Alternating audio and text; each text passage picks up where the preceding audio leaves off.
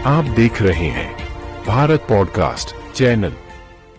मुख्यमंत्री योगी आदित्यनाथ ने केंद्रीय बजट 2026 पर दिया बयान। आशा और आकांक्षाओं का प्रतीक ये बजट है, जिसमें नए भारत और विकास भारत की संकल्पना की दृष्टि स्पष्ट दिखाई देती है। सीएम आयुष और स्वास्थ्य क्षेत्र पर जोर देना। सीएम महिलाओं के लिए हर जनपद में छात्रावास के निर्माण की व्यवस्था। सीएम नौजवान के लिए हर क्षेत्र में अवसर के साथ साथ अलग अलग क्षेत्र में रिफॉर्म का बजट पेश किया गया। सीएम भारत की अर्थव्यवस्था को तेजी से आगे बढ़ाने के लिए ये बजट मददगार साबित होगा। मित्रों,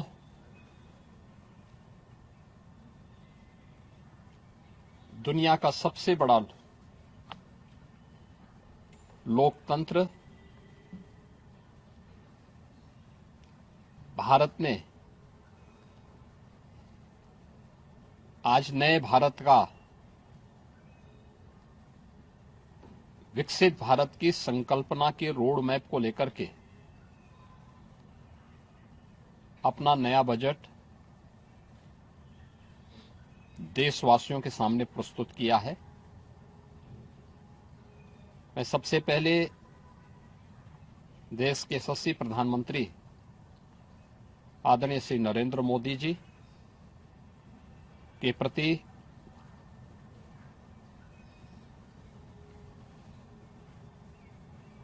इस बजट को प्रस्तुत करने के लिए दिए गए मार्गदर्शन और उनके निर्णायक नेतृत्व के लिए हृदय से आभार व्यक्त करता हूं। मैं इस बजट को प्रस्तुत करने के लिए केंद्रीय वित्त मंत्री माननीय श्रीमती निर्मला सीतारमण जी को हृदय से अभिनंदन करता हूं, प्रदेशवासियों की ओर से उनका धन्यवाद करता हूं। 145 करोड़ भारतवासियों के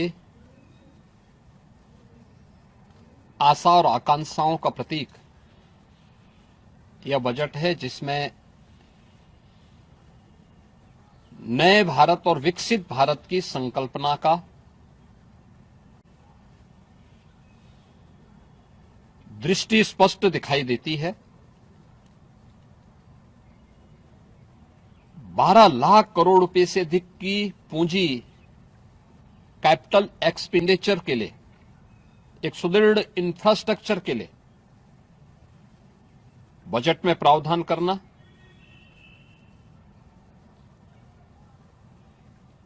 सात रेल कॉरिडोर के निर्माण के लिए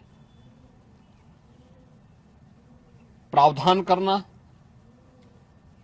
आयुष सेक्टर को विकसित करने के लिए और हेल्थ सेक्टर को मजबूती करने के साथ साथ आम नागरिक के लिए और खासतौर पर उसमें भी महिलाओं पर केंद्रित करते हुए उस पर जोर देना,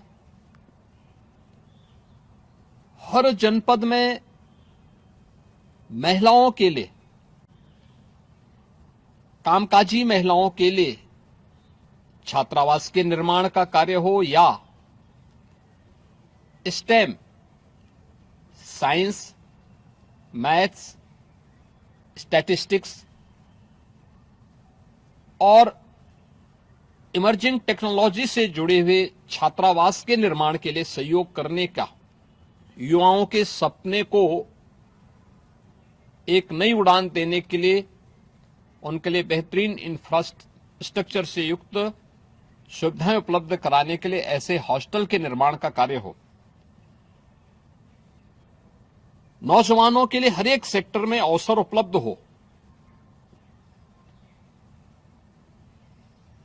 यह सबके साथ साथ जो व्यापक रिफॉर्म के साथ अलग अलग सेक्टर में रिफॉर्म को लेकर के जो बजट प्रस्तुत किया गया है, यह आम नागरिकों के जीवन को सहज और सरल बनाने में मदद करेगा।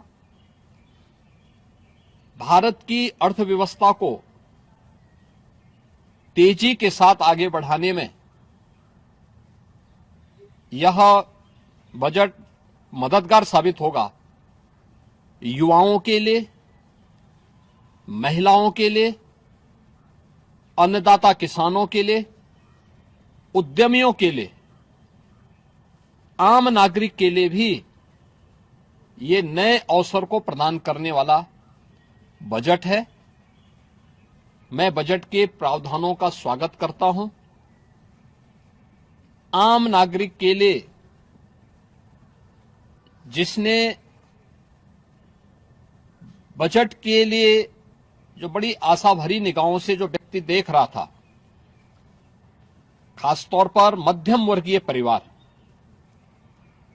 गत वर्ष देश ने जीएसटी रिफॉर्म को देखा है, आम नागरिक उसका लाभ लिया है। इनकम टैक्स एक्ट को अप्रैल से लागू करने की घोषणा, उसको सरलीकृत करने, हर व्यक्ति आसानी से अपने रिटर्न को भर सके, इस दिशा में उठाया गया कदम भी स्वागत योग्य है, जिससे अधिक से अधिक व्यक्ति इनकम टैक्स की तरफ आकर्षित होगा और इनकम टैक्स का अपना रिटर्न भरने के लिए आकर्षित होकर के प्रवर्तमान नेशनल बिल्डिंग के कार्यक्रम में वह भी अपना योगदान दे सके। इस दृष्टि से यह अत्यंत महत्वपूर्ण कदम है। मैं कह सकता हूं कि यह बजट समाज के प्रत्येक तबके को, युवा हो, महिलाएं हो, अन्नदाता किसान हो, उद्यमी हो, इन सबको ध्यान में रख करके बनाया गया नए भारत का, विकसित भारत की तरफ अग्रसर हो रहे भारत का एक स्थिर लेकिन तेज गति से बढ़ने वाली अर्थव्यवस्था के रूप में प्रस्तुत करने वाला एक बजट है। मैं इस बजट के सभी प्रावधानों का हृदय से स्वागत करता हूं। आदरणीय प्रधानमंत्री जी के प्रति आभार व्यक्त करता हूं। केंद्रीय वित्त मंत्री जी को इस बजट को प्रस्तुत करने के लिए, जो कर्तव्य भवन से प्रस्तुत किया गया पहला बजट है, इस बजट के लिए भी उनका हृदय से उन्हें बधाई देते हुए हृदय से धन्यवाद देता हूं।